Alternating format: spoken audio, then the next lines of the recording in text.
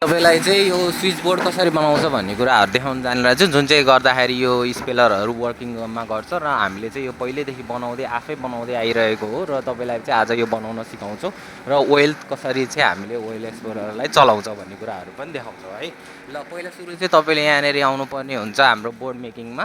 Board making प्रोसेसमा चाहिँ के हुन्छ भन्दाखेरि 3 फेज लाइनको पहिला सुरु हामीसँग यहाँनिर स्विच हुन्छ, यहाँ फ्युज हुन्छ, जुन चाहिँमा चाहिँ हामीले यसरी जडान गरेको हुन्छ होइन।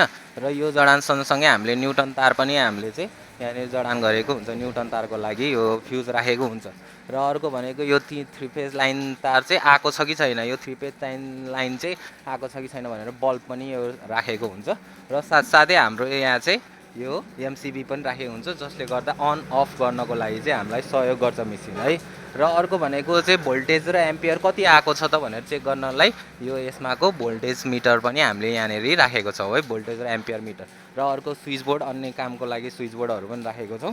र त्यस्तै गरी यो बेन्टेक्सको आरके 40 एएमपीको 415 भोल्ट 50 हर्ट्जको चाहिँ हामीले बेन्टेक्सको यो रिभर्स स्विच पनि राखेका छौँ, जसले ब्याक एन्ड फोर्थ गर्नलाई हामीलाई सजिलो गर्छ है, अगाडि उल्टो सुल्टो घुमाउनलाई हामीलाई मद्दत गर्छ। त्यस्तै गरी अर्को यहाँनिर चाहिँ यो पालहरू बनाइएको छ, यो चाहिँ हाम्रो स्टार्टरको लागि हो। र स्टार्टर चाहिँ कहाँनिर छ भन्दाखेरि यहाँनिर छ, जसले गर्दाखेरि तपाईँले चाहिँ यो स्टार्ट अनि डेल्टा र अफ गर्नलाई तपाईँले चाहिँ मद्दत गर्छ। र यो सबै कम्पोनेन्टहरू चाहियो भने चाहिँ शिप्रानाथ तेल मिललाई चाहिँ सम्पर्क गर्नु होला है, हामीलाई सम्पर्क गर्न सक्नुहुन्छ। जुन चाहिँले गर्दाखेरि यो कम्प्लिट यसको जानकारी बारेमा हामी तपाईँलाई डिटेलमा गर्छौँ। र यसको तार जोड्ने प्रोसेस जुन चाहिँ तपाईँले देख्न सक्नुहुन्छ यहाँनिर तार जोड्ने प्रोसेसहरू, यो सबै हामीले चाहिँ तपाईँलाई एक्सप्लेन गर्नेछौँ कसरी चाहिँ यो तारहरू जोडिरहेको छौँ। सो त्यसको लागि चाहिँ तपाईँ स्टे ट्युन हुनु होला। अब लाग्नेछौँ हामी चाहिँ यो कसरी चल्छ त मेसिन भनेर चाहिँ हामी गर्न लागेको छौँ। यो मोटर चल्नको लागि यो मेसिन चल्न आवश्यक छ है। पहिला सुरु चाहिँ यो तपाईँको सबै चेक गर्नुपर्ने हुन्छ, लाइन आएको छ कि छैन है। हामीले चाहिँ यहाँ स्विचबाट गरेको छौँ है। ल तिनटै लाइन चाहिँ तपाईँको चाहिँ एक्टिभेट भएको छ भनेर तपाईँको यसरी देखिन्छ है, तिनवटा लाइनले तिनटै फ्युज वर्किङ छ। अब न्युटन त वर्किङ नै भइहाल्यो है, यो न्युटनको हो। र यो 1 फेज 2 फेज 3 फेज लाइन है। त्यसपछि यहाँनिर हाम्रो एम्पियर मिटर छ र हामीले टेस्टिङको लागि यहाँनिर अर्को भोल्टेज र एम्पियर पनि तपाईँले चेक गर्न सक्नुहुन्छ यहाँनिर। जस्तो 3, 9, 4 यो चाहिँ भोल्टेज अहिले आइरहेको छ, फुल भोल्टेज आएको छैन है, 420 हो नेपालको तर होइन। र अर्को भनेको एम्पियर मिटर, एम्पियर अहिले चले होइन, त्यही भएर देखाएको छैन है। यो चाहिँ हाम्रो तपाईँको एमसिबी भइहाल्यो होइन, तपाईँको मेटासोलको एमसिसिबी हो। यो चाहिँ मेटासोलको ABS 1036 भनेर तपाईँले सर्च गर्न सक्नुहुन्छ है।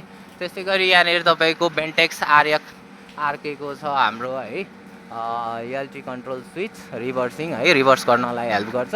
यो चाहिँ 40 एम्पियरको छ र 415 भोल्टको छ। 40 एम्पियरको अनिवार्य राख्नुपर्ने, किन भन्दाखेरि अलि ठुल्ठुलो मोटरहरू पनि चलाउनलाई यसले मद्दत गर्छ होइन।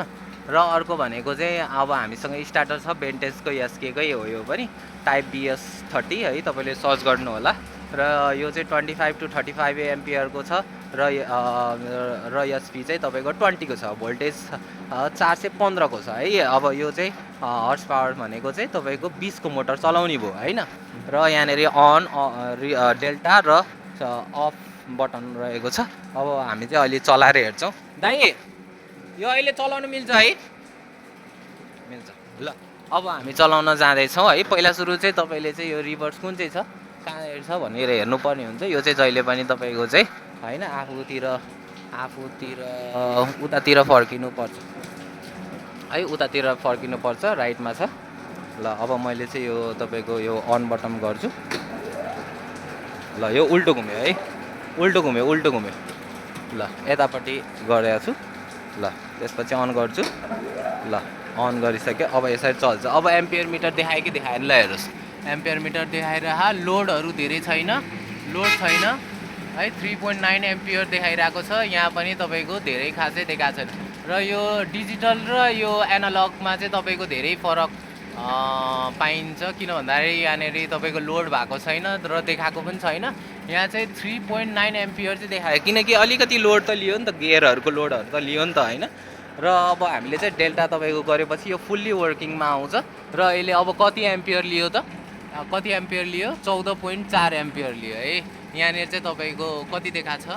यो 5, 10, 15-20 को रहेछ, यो 10 मा देखाएको छ। त्यहाँ चाहिँ 14.4 एम्पियर देखायो, यहाँ चाहिँ 10। अब कुन चाहिँ राम्रो हुन्छ तपाईँ आफै डिसाइड गर्नु होला है।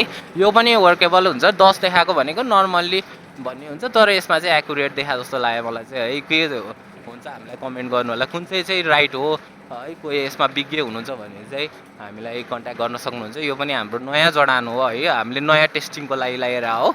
सो अर्कोमा पनि हामीले त्यस्तै राखेका छौँ र यसरी चाहिँ तपाईँले बोर्डको निर्माण गर्न सक्नुहुन्छ। अब यसको भित्रको वायरिङको पार्ट्सहरू के छ है, तपाईँलाई त्यसको बारेमा अलिकति बुझ्न जान्न मन लाग्छ भने चाहिँ हामीलाई प्लिज कन्ट्याक्ट गर्नु होला है, यही युट्युबमा अथवा कमेन्ट गर्नु होला। र कमेन्ट अनुसार चाहिँ हामीले धेरै नै भिडियो बनाउँछौँ अब यसरी युट्युबमा है। तपाईँलाई चाहिँ हरेक जानकारी दिन्छौँ, तेल पेलाउनेदेखि लिएर अनि यो यसको बारेमा जानकारी र धेरै हामीले म्यानुफ्याक्चरहरू गरिरहने कुराहरू हामी अब देखाउन जाँदैछ यो युट्युबमा च्यानलबाट।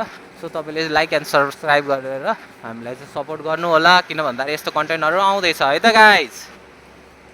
हस् त धन्यवाद अहिलेको लागि, हस् त धन्यवाद।